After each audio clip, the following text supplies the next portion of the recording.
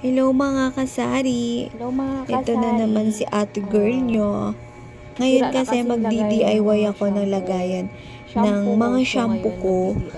Kasi napansin ko talaga nung umikot ako sa tindahan ko is sira-sira na talaga yung lagayan nila.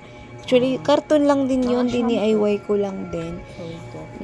Ngayon, magdi-DIY ulit ako ng lagayan. Kasi nagbukas ako kanina ng SESO.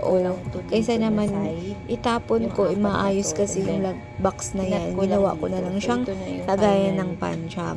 Actually, lahat po ng mga nandito sa tindahan is DIY lang din. Lagay ng mga pansit canton, mga kape, DIY lang yun na karton. Kaya yun, magdi-DIY ulit ako.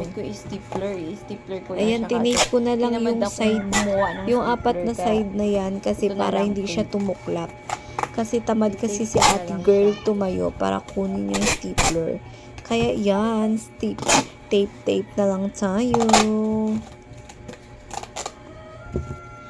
Ayan, tinape ko na siya. Actually, nasugat talaga ako dyan sa cutter na yan. Tape.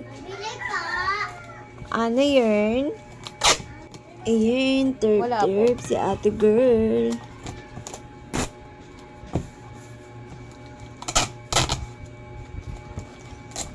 Pagkatapos kong i-tape yan, is ikakat ko yung sa center para mabasa nila yung brand ng shampoo.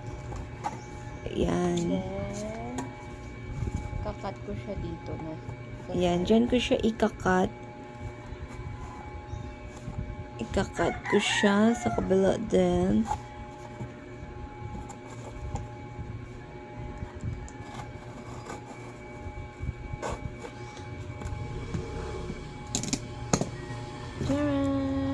Charan! Yan yung finish natin. So, update ko po kayo sa susunod. Bye-bye!